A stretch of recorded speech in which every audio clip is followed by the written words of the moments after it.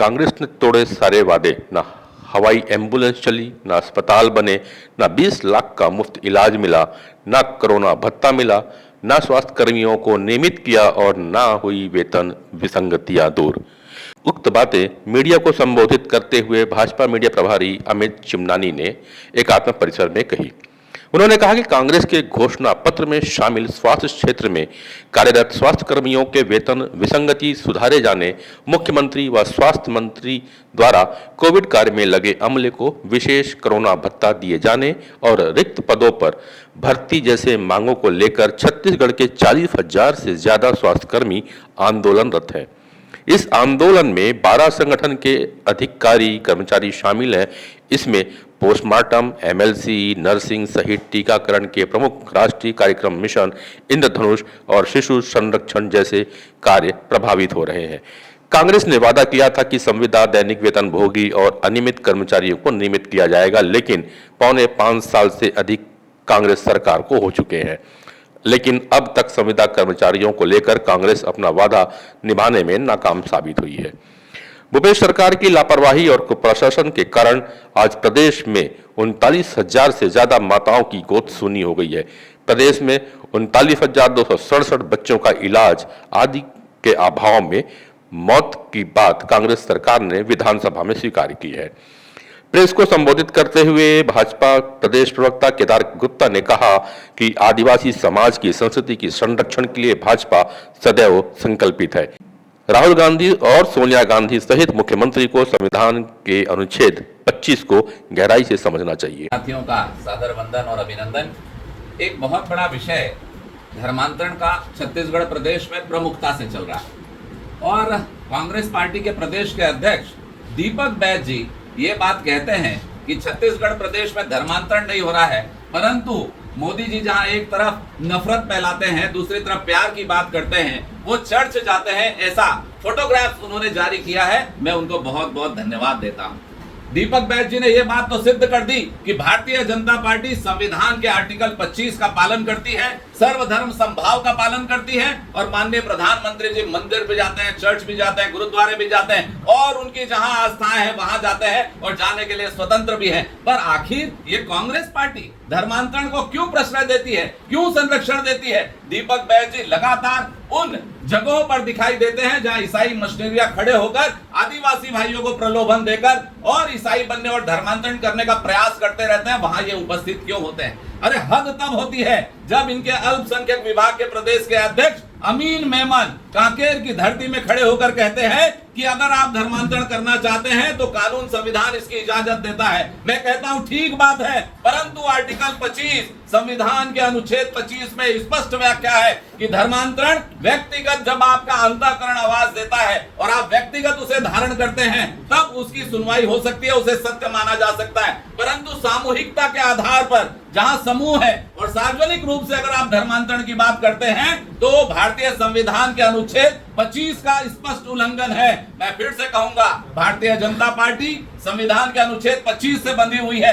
सबका साथ, सबका विकास, सबका प्रयास और सबका साथ के साथ हमारे प्रधानमंत्री जी देश को आगे लेकर जा रहे हैं। पर मैं पूछना चाहता हूं कि जब बस्तर जिले के सुकमा वहां के एसपी ने कहा था कि धर्मांतरण एक बड़ा मुद्दा है और बस्तर जलेगा और इस स्थिति को संभाल नहीं पाएंगे, बस्तर के कमिश्नर ने कहा था कि धर्मांतरण के कारण आदिवासी समाज में रोष व्याप्त है और आज हम देख रहे हैं कि कब्रिस्तान में शव को गड़ाने और जलाने को लेकर आदिवासी समाज की संस्कृति और परंपरा में लगातार आक्रमण हो रहा है, आक्षेप हो रहा है। आखिर इसका जिम्मेदार कौन है? अब देखते हैं, नारायणपुर जब जल रहा था, आदिवासी भाइयों पर मिशनरियों ने आक्रमण किया था, उस समय माननीय मुख्यमंत्री जी जाकर ईसाई मिशनरियों के साथ दिल्ली में फोटो खिंचाते हैं और उनको कहते हैं मिशनरियों को कुछ नहीं होगा। अरे आदिवासी समाज की संरक्षण कौन करेगा? उनकी संस्कृति की बात कौन करेगा? क्या नारायणपुर में जाकर वो इस बात को समझा नहीं सकते थे कि आदिवासी भाई भी छत्तीसगढ़ की संस्कृति और परंपरा को पालते हैं, हम उनके साथ हैं? क्या सोनिया जी और राहुल जी की जवाबदारी नहीं है कि अनुच्छेद 25 का पूरा विवरण अपने माननीय मुख्यमंत्री जी को बताएं कि आदिवासी भारतीय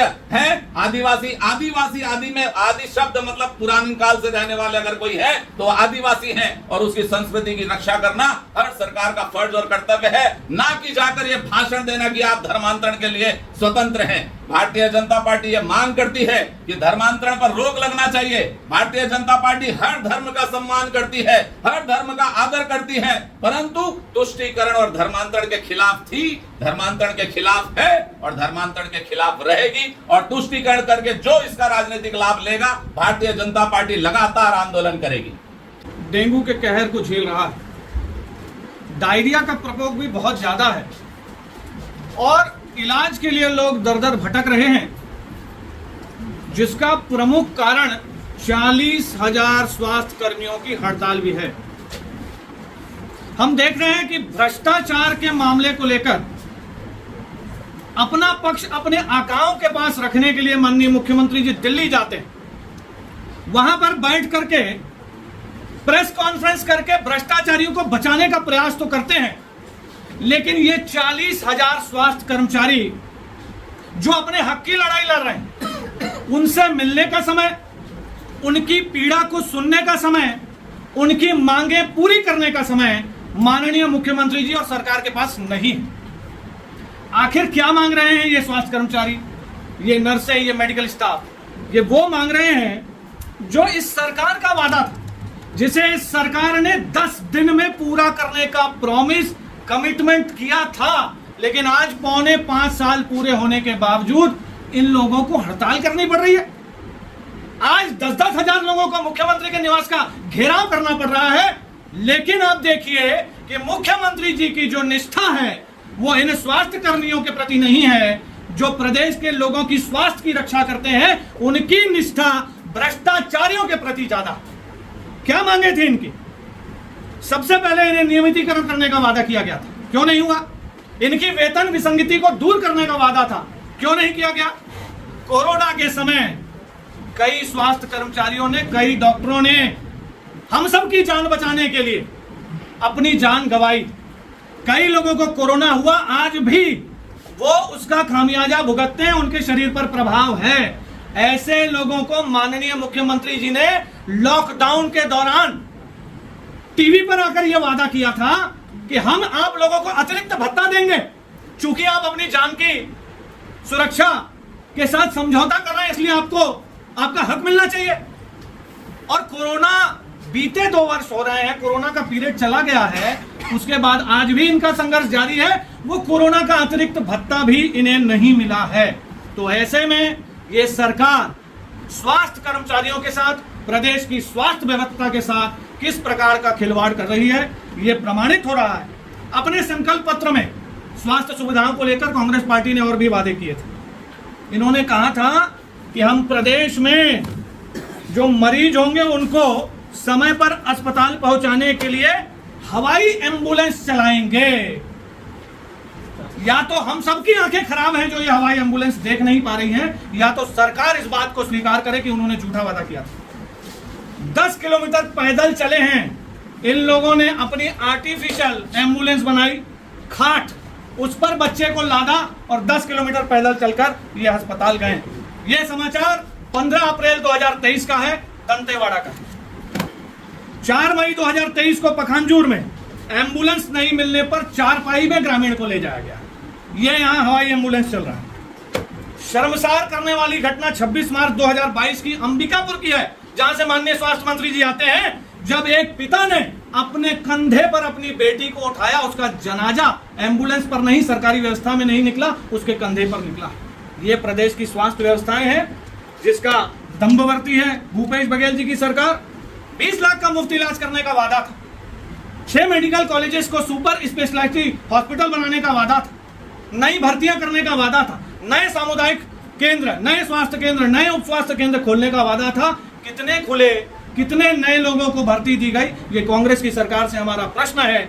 और एक और महत्वपूर्ण बात है कि इन्होंने कहा था कि इलाज जल्दी मिले, इसके लिए मेडिकल स्टाफ को हम स्वास्थ्य केंद्रों के सामने ही आवास देंगे।